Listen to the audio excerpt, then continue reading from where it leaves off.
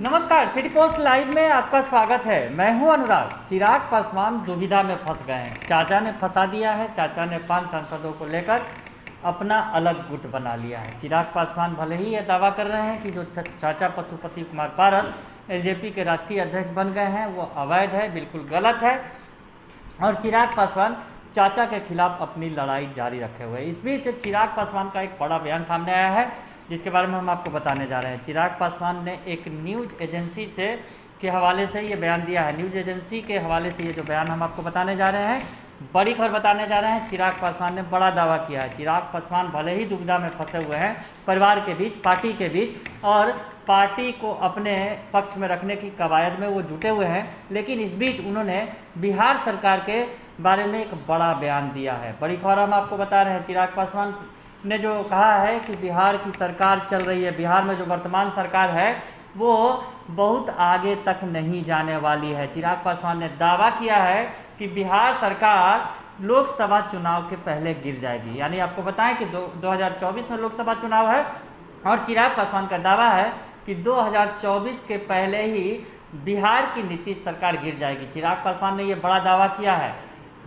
दुविधा के बीच जब फंसे हुए हैं चिराग पासवान, इस बीच एक बड़ा दावा, बड़ा हमला कहा जाए नीतीश सरकार पर, बिहार सरकार पर उन्होंने बोला है और साफ साफ कह दिया है कि 2025 में जो विधानसभा के चुनाव होने हैं बिहार में वो पहले ही होंगे और लोकसभा चुनाव के पहले ही बिहार की सरकार गिर जाएगी।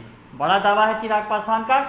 आपको बताएं कि जिस तरह से चिराग पासवान इन दिनों उनकी पार्टी का मामला फंसा हुआ है, उन्होंने अपने चाचा पशुपति कुमार पारस के खिलाफ लोकसभा अध्यक्ष ओम बिरला को खत भी लिखा है और कहा है कि जिस तरह से उन्हें संसदीय दल के नेता की मान्यता दी गई है वो बिल्कुल गलत है।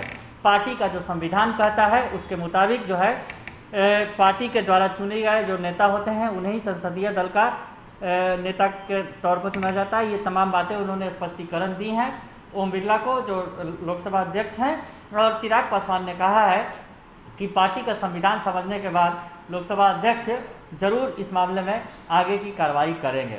यानी चिराग पासवान जिस तरह से पार्टी में अपने मझधार में फंस गए हैं, उनकी पार्टी को अगर कहा जाए हाईजैक कर लिया गया है उनके चाचा के द्वारा।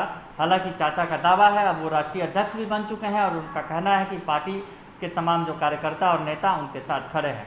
दिख भी रहा है 5 सांसद जो हैं पशुपति कुमार पारस के साथ साथ खड़े हुए हैं और चिराग पासवान अलग थलग पड़ गए हैं, अकेले पड़ गए हैं। तो खैर चिराग पासवान इस बीच जो है बड़ा दावा कर रहे हैं बिहार सरकार के खिलाफ। जो अब उन्होंने ये कहा है कि बिहार में जिस तरह से सरकार चल रही है वो ज़्यादा दिनों तक चलने वाली नहीं है। आपको बताएं कि चिराग पासवान इससे पहले भी दावा कर चुके हैं कि सरकार लंबी नहीं चलेगी। कार्यकारिणी की बैठक बुलाएंगे और उसमें ये सब फाइनल डिसीजन लिया जाएगा। एक बात स्पष्ट है, लोक जनशक्ति पार्टी का मैं राष्ट्रीय अध्यक्ष हूं और राष्ट्रीय अध्यक्ष होने के नाते एक बात मैं स्पष्ट कर दूं कि पार्टी की नीतियों को जनता तक लेकर जाना, और ख़ास तौर पर क्योंकि मैं बिहार से आता हूं तो मेरी चिंता बिहार के लिए है, बिहारियों के लिए है। मैं कभी कोई ऐसा निर्णय नहीं लूँगा जो बिहार और बिहारियों की खुशहाल जिंदगी या उनकी बेहतरी से समझौता करने के लिए हो, व्यक्तिगत लाभ के लिए या पार्टी के लाभ के लिए।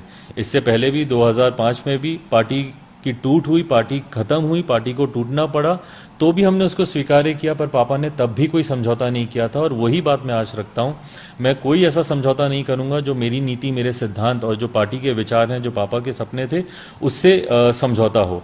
तो इसी मजबूती के साथ हम लोग आगे बढ़ेंगे।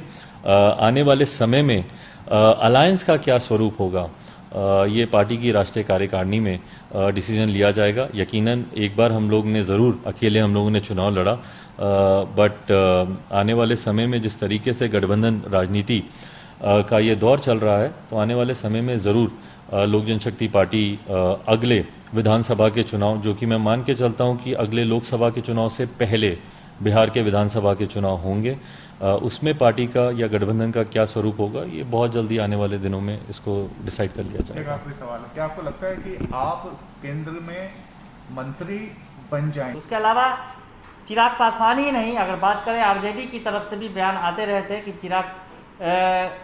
आरजेडी की तरफ से ये बयान पिछले दिनों आया भी था, जब आपको याद होगा कुछ महीनों पहले कि ये सरकार लंबे समय तक नहीं चलेगी और बिहार में मध्यावधि चुनाव होंगे। आरजेडी की तरफ से ये बयान आया था। अब चिराग पासवान ने भी बड़ी बात कह दी है और कहा है कि नीतीश सरकार विधानसभा चुनाव जो है नीतीश सरकार चल नहीं पाएगी और विधानसभा चुनाव लोकसभा चुनाव से भी पहले ही होंगे। तो बड़ी बात कही है चिराग पासवान ने।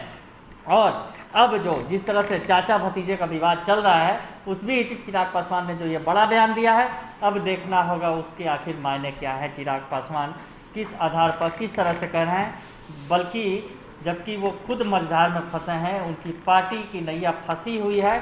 चिराग पासवान अलग थलग कर दिए गए हैं अपने पार्टी में। चाचा ने ही बगावत कर दी, चाचा के साथ साथ उनके चचेरे भाई जो हैं प्रिंस राज वो भी चले गए।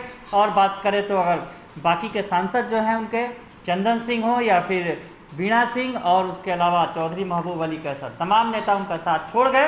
हालांकि चिराग पासवान को अभी भी उम्मीद है कि पार्टी के राष्ट्रीय अध्यक्ष वो हैं और अवैध तरीके से पशुपति कुमार पारस ने ये सब कुछ करके सत्ता बदल ली है, लेकिन ये सब कुछ ज़्यादा दिन चलने वाला नहीं है। चिराग पासवान को ये उम्मीद है। बने रहिए सिटी पोस्ट लाइव के साथ, तमाम खबरों से हम आपको अपडेट कराते रहेंगे। फिलहाल के लिए इतना ही, धन्यवाद।